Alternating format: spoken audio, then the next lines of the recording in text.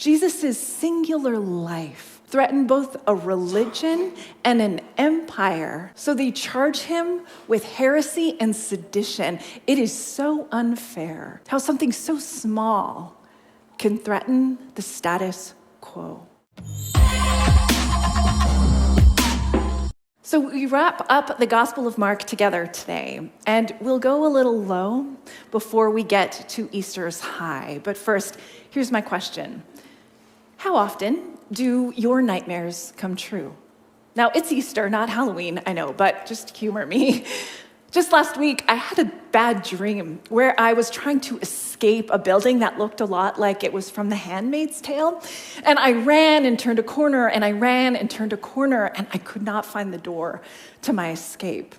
And I can't even tell you what was chasing me. Who knows? Maybe it was that exfoliated Easter bunny. I mean, that's terrifying, hard to say. But usually, my nightmares, they don't come true. And today, we drop into Jesus' nightmare, the one that actually happened. And while there are so many depictions of Jesus as this pitiable victim, I think he operates with this curious amount of control. Like he's saying to every force that violates him, you made this nightmare, but I'll wake you up from it. So we're thrown into a dark scene. It's night, and the high priest and chief priests and elders and scribes, they gather to look for just the right testimony to find cause to kill Jesus. But the gathered testimony is a mess of contradictions. And in exasperation, the high priest asks, "Are you the Messiah, the Son of the Blessed One?" "I am," said Jesus, "and you will see the Son of Man sitting at the right hand of the Mighty One and coming in the clouds of heaven." Now, Jesus is quiet at first. He doesn't dignify the lies that are swirling around him, but he does speak up about his identity, which is funny, because for most of Mark's gospel, Jesus has been trying to keep his identity under wraps.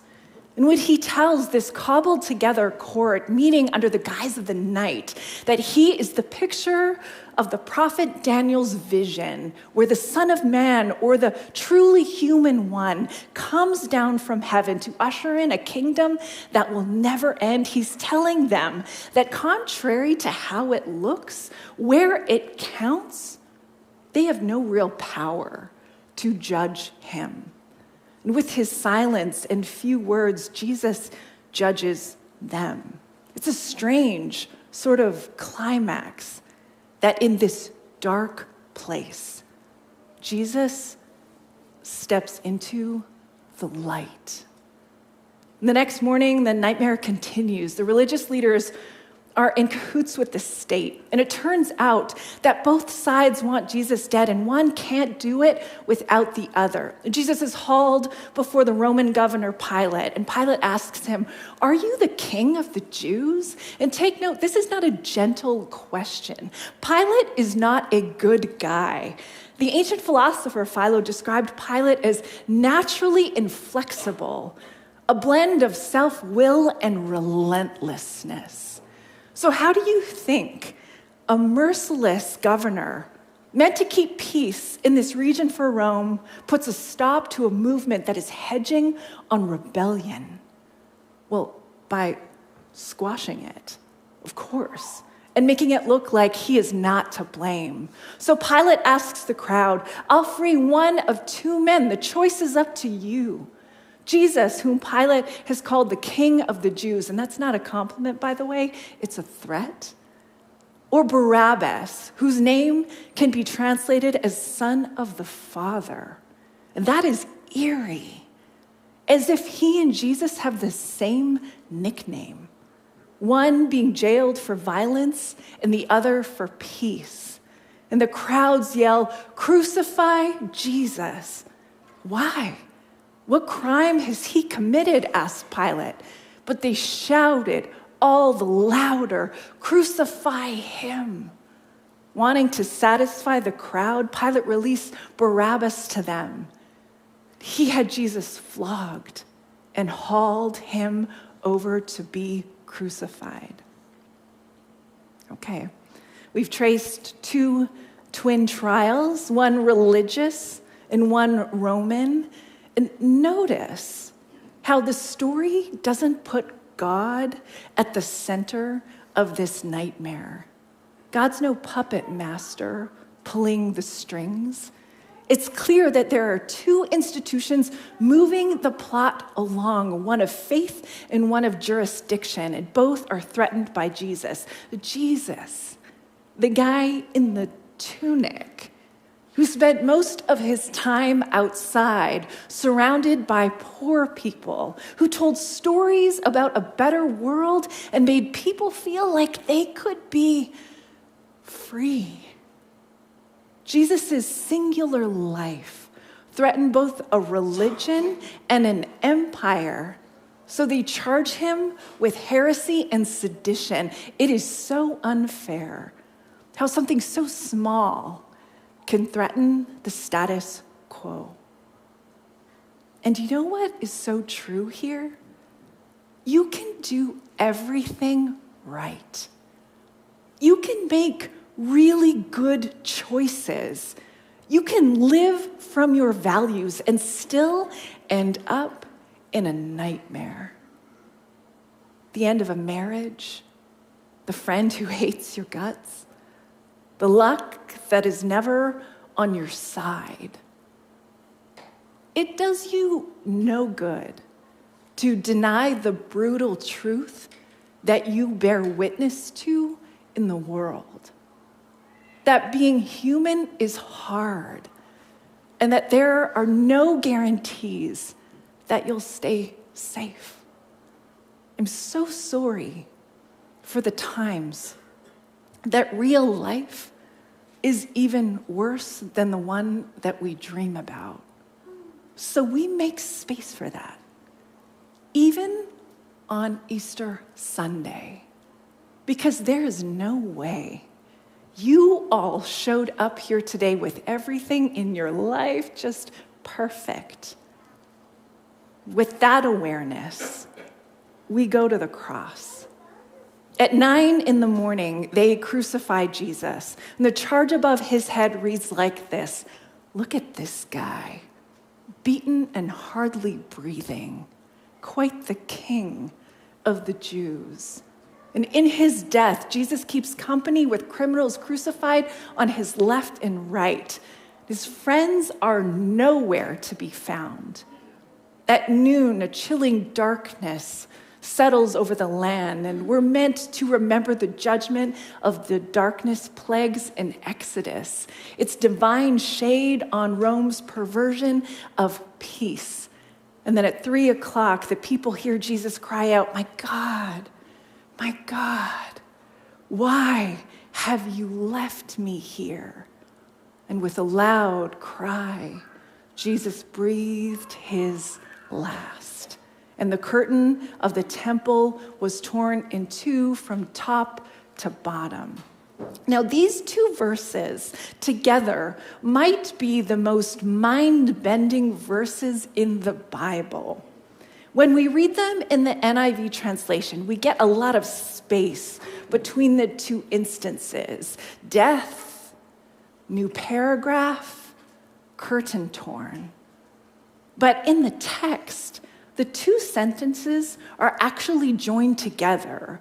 It's Jesus gave a loud cry and breathed his last, and the curtain of the temple was torn in two. Immediately, there is a cosmic shift. A curtain torn in two. What's up with that? The last time Mark used the verb schizo, meaning to tear or to split, was all the way back in Mark 1, verse 10. Jesus is baptized and heaven is torn open as the Spirit descends on him like a dove. And these two references, the sky torn and the temple curtain torn, are about removing barriers that we think exist between us and God. You think God is far off in heaven and you are down here below? The baptized Jesus tears that idea in two. You think God is hiding out in a temple and you need incantation to access holiness? The crucified Jesus tears that idea in two. You think God is far away from you when life has bowled you over? You see the pattern now. When you have reached the bottom, fallen into a low place, maybe that's exactly where the barrier you thought existed between you and God is ripped in two. Maybe it's right there at a scary beginning or a crushing ending that you fall right through to grace.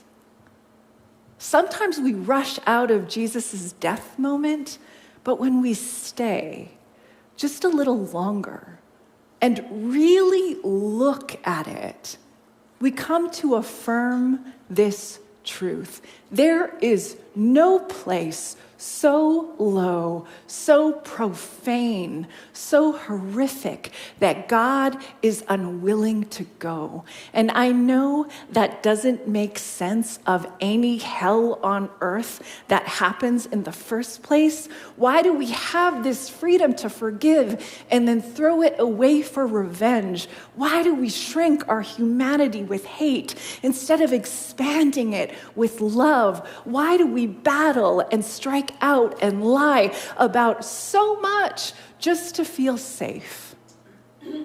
Because we can. Because we're hurting.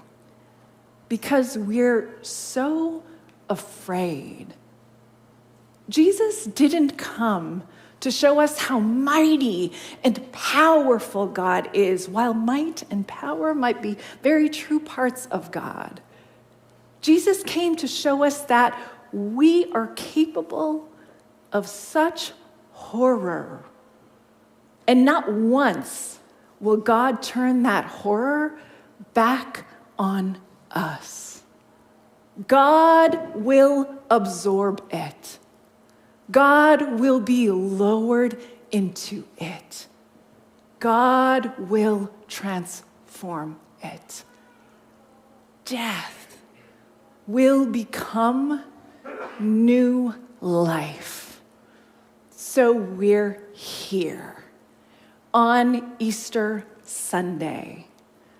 When the Sabbath was over, Mary Magdalene, Mary, the mother of James, and Salome bought spices so they might go to anoint Jesus' body. Very early on the first day of the week, just after sunrise, they were on their way to the tomb. And they asked each other, who will roll away the stone from the entrance of the tomb?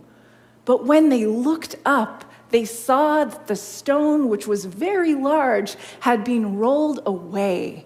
And as they entered the tomb, they saw a young man dressed in a white robe sitting on the right side, and the right side being the symbolic place of solidarity. And the women were alarmed.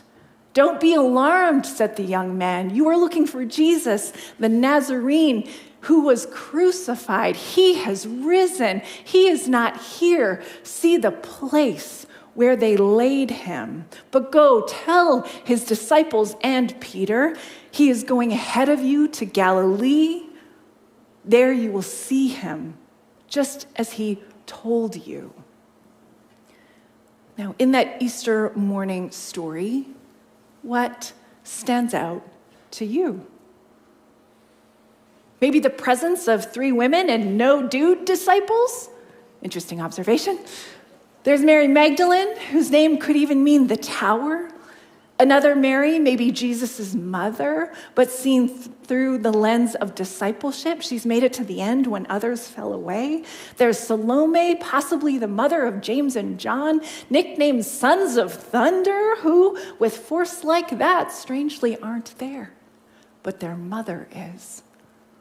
And maybe you're like, yeah, the women, Bobby, we get it. But what's up with this man in white? Is he an angel, a martyr, a reminder of Jesus' mountaintop transfiguration? Yes to all? And finally, maybe you notice the tomb where death was hiding, has become the classroom of resurrection. I mean, can you imagine it? These women on their way to the tomb, they think they're walking to the tragic, bitter end. They think they'll find a lifeless body and treat it with love and respect, and after that, they'll figure out what to do with all of their grief. But it doesn't happen like that. They're told to get going, to head for Galilee, to go back to where it started, in the beginning. Back in chapter 1, Jesus came to Galilee to proclaim the good news that God was not far off but near, as close as this new teacher's gestures, as curious as his stories, as good as every healing left in his wake. The Gospel of Mark is a never-ending story. When you get to the end and you think you are left with nothing, you loop back to the beginning where all you can see is hope. I think Mark wants you to know, to really experience for yourself, that the Jesus story never ends. From Galilee to Jerusalem, back to Galilee, around and around and around we go again. But here's the funny thing. For a resurrection story, we never actually see the goods. Mark doesn't deliver a shiny, resurrected Jesus. He just says, get going, start again. You'll meet Jesus in all of the places you always met him. Now, I know it looks like Mark's gospel goes on past verse 8, but it is widely believed that while those endings were added pretty early, sometime in the 2nd century, they weren't part of what Mark wrote. And that's not a secret. If you open up your Bible, you will find a footnote, and down at the bottom of the page, it will explain that what follows after verse 8 was added later. And that's perfectly cool. Later, Christians wanted to pass on a picture of what unfolded. But for Mark, maybe a more complete ending was just too much. Maybe when he tries to explain everything, he realizes that we lose the mystery of resurrection and we risk missing the point. Remember, Mark has been doing this all the way along. We've been talking about it for months now. Mark wants you to discover Jesus for yourself. So we'll end today with what we know to be Mark's ending, his effort to turn the story over to you. Trembling and bewildered, the women went out and fled from the tomb. They said nothing to anyone because they were afraid. Come on! After everything, they don't get it right? The women were told to go and tell the disciples and Peter that the resurrected Jesus would meet them in Galilee, and they run and they gasp and they say nothing, and they are afraid. Think about all of the times in Mark's gospel, Jesus told people after a sacred encounter that they should probably shush up about it. And finally, we're hearing the permission we have been waiting for. Speak. Speak now. Speak up. And instead, these women are silent and afraid. And honestly, I kind of like it. Because it does us no good to make the women so heroic that they lose their humanity. No. These women, they are disciples and apostles, just like every other disciple and apostle. They followed, they loved, they led, they served, they chickened out. They found their voice. They tried again. They had to have. We would not be here telling the story of what they saw if they didn't gather the strength to try again. Their faith and their silence and their fear belong perfectly in the story because it is so human. And Jesus came to tell us he'll meet us right here, in every part of our humanity. So now it's over to you to see in every ending some sort of new beginning, no matter how scary that feels, to tell what Jesus has done for you, maybe with your words or with your love or your peaceful way through conflict. You'll feel like you get it wrong some of the time, maybe even when it counts the most. And this is the beautiful thing about Mark's flawed messengers in the resurrection story. Even in their fear, they don't fail. In fact, they never could. The story was too good not to overcome their fears and yours, because resurrection, it finds you. Even when you struggle to believe. This is what makes it Easter Sunday. The bright, warming sun of your faith. Hey, Jeremy here, and thank you for clicking through to watch that video. If you're intrigued by the work that we're doing here at Commons, you can, of course, hit subscribe to keep up to date with all of the content that we're posting here on YouTube. You can head to our website at commons.church, and you can find us on all of the socials at Commons Church. You can also join our Discord. There, the community is having all kinds of conversations about how we can encourage each other in the way of Jesus. Head to commons.church/Discord for the invite there. Also, leave a comment. We'd love to hear from you and all the ways that you are journeying on this path toward Jesus. But thanks for tuning in. Thanks for all the ways that you contribute to this conversation together. We'll see you soon.